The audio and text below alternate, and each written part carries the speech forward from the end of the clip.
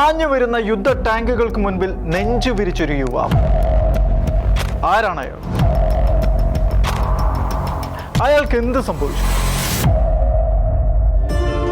1989 June മാസത്തിലെ ഒരു വസന്തകാലത്ത് ചൈനയുടെ തലസ്ഥാനവും ഏറ്റവും കൂടുതൽ ജനവാസമുള്ള നഗരവുമായ ബീജിംഗ് എല്ലാ അർത്ഥത്തിലും ലോകത്തിന്റെ ശ്രദ്ധാകേന്ദ്രമായി മാറി.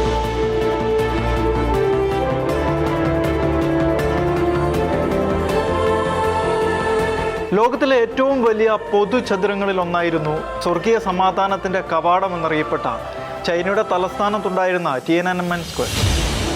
ആ ചതുരത്തിന്റെ പേര് കേൾക്കുമ്പോൾ സമാധാനവും ആശ്വാസവും ഒക്കെ തോന്നുമെങ്കിലും ആ വർഷത്തെ ജൂൺ മാസത്തിലെ 4-ാം തീയതി അവിടെ നടന്നത് സമാധാനമായിരുന്നില്ലെന്ന് മാത്രമല്ല, മറിച്ച് ക്രൂരമായ മനുഷ്യക്കുരുതി കൂടിയായിരുന്നു.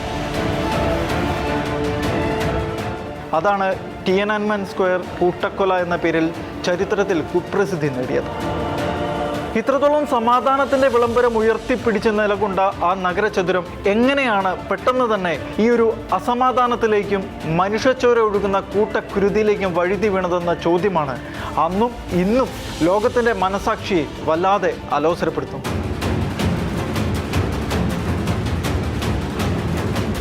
ഒരു മരണത്തെ തുടർന്നുണ്ടായ പിരിമുറുക്കങ്ങളും സമരവുമാണ് സമാധാനത്തിന്റെ ചതുരത്തെ നൂറുകണക്കിന് ആളുകളുടെ ചോര വീണ് കുതിർന്ന ഇടമാക്കി തീർത്തതെന്ന് പറഞ്ഞാൽ ആരും പെട്ടെന്ന് വിശ്വസിക്കില്ല.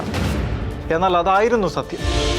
ആ സംഭവത്തിന് ഏകദേശം 2 മാസങ്ങൾക്ക് മുൻപ് കമ്മ്യൂണിസ്റ്റ് പാർട്ടിയുടെ പരിഷ്കരണവാദി നേതാവായിരുന്ന ഹുയാവോ ബാങ് ഹൃദയാഘാതം മൂലം മരിച്ചു. അദ്ദേഹത്തിന് ആദരാഞ്ജലി അർപ്പിക്കുവാൻ ബീജിംഗ് യൂണിവേഴ്സിറ്റിയിലെ വിദ്യാർത്ഥികൾ ടിയനൻമെൻ സ്ക്വയറിൽ ഒത്തുകൂടുകയും ചെയ്തു.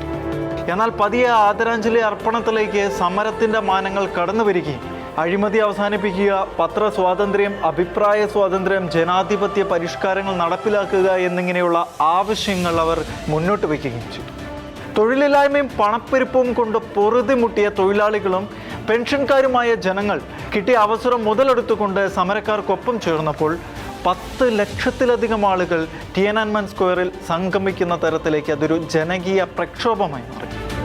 സമരം അടിച്ചമർത്താൻ മെയ് 20-ന് സർക്കാർ പട്ടാള നിയമം പ്രഖ്യാപിക്കുകയും 2.5 ലക്ഷത്തോളം സൈനികർ ബീജിംഗിലേക്ക് നീങ്ങുകയും ചെയ്തു.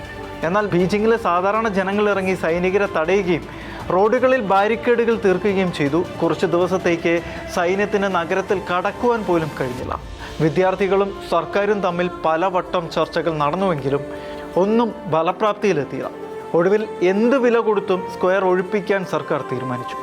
അങ്ങനെ ജൂൺ 3 അർദ്ധരാത്രിയിൽ പീപ്പിൾസ് ലിബറേഷൻ ആർമി ടാങ്കുകളും കവചിത വാഹനങ്ങളുമായി നഗരത്തിലേക്ക് പ്രവേശിക്കുകയും റോഡുകളിൽ തടിച്ചുകൂടിയ ജനക്കൂട്ടത്തിന് നേരെ തുരുതുര വെട്ടിയുതിർക്കുകയും ചെയ്തു. സമരക്കാർ ബസ്സുകൾക്ക് തീയിട്ട് ബാരിക്കേഡ് ഉണ്ടാക്കിയും കല്ലെറിഞ്ഞുമൊക്കെ പ്രതിരോധിച്ചെങ്കിലും സൈന്യം AK-47 തോക്കുകളും ബയോണറ്റുകളും ഉപയോഗിച്ച് മുന്നേറുകയും ജൂൺ 4 പുലർച്ചെ 1 മണിയോടെ സൈന്യം സ്ക്വയറിലെത്തി.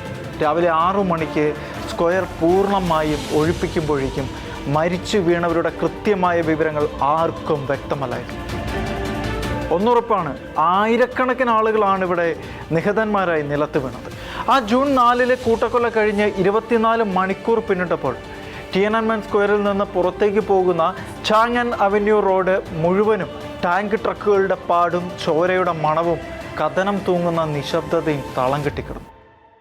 പെട്ടെന്ന് 59 ടാങ്കുകളുടെ ഒരു നിര മുരണ്ടു വന്നു. യുദ്ധം ജയിച്ച പട്ടാളം സ്ക്വയർ വിട്ട് പുറത്തേക്ക്.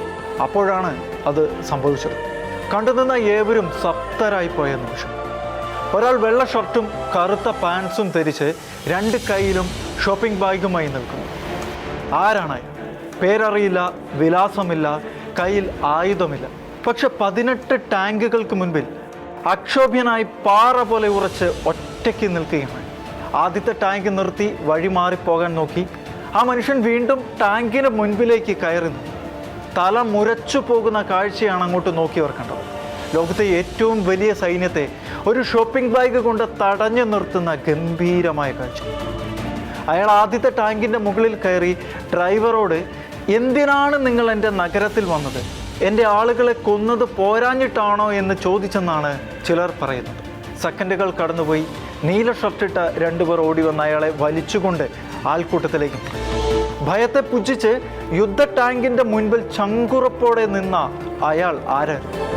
അയാൾക്ക് പിന്നെ എന്ത് സംഭവിച്ചു? ആ ചോദ്യത്തിനുള്ള ഉത്തരം ഇന്നും ആർക്കും അറിയില്ല. ചൈനീസ് സർക്കാർ പറഞ്ഞു അയാളെക്കുറിച്ച് ഞങ്ങൾക്കും അറിയില്ല. അമേരിക്കൻ രഹസ്യാന്വേഷണ സംഘവും പറഞ്ഞു ഞങ്ങൾക്ക് അയാളെ കണ്ടെത്താൻ പറ്റിയില്ല. എന്നാൽ ജെഫ് വൈറ്റ്നർ എന്ന ഫോട്ടോഗ്രാഫർ എടുത്ത ടാങ്ക് മാൻ്റെ ആ ഒരു ഐക്കോണിക് ഫോട്ടോ അത് ചരിത്രമായി. സ്വേച്ഛാധിപത്യത്തിന് മുൻപിൽ ഒരു സാധാരണ മനുഷ്യൻ്റെ ധൈര്യം, ഒരു ബുള്ളറ്റ് പോലുമില്ലാതെ, ഒരു മുദ്രാവാക്യം പോലും വിളിക്കാതെ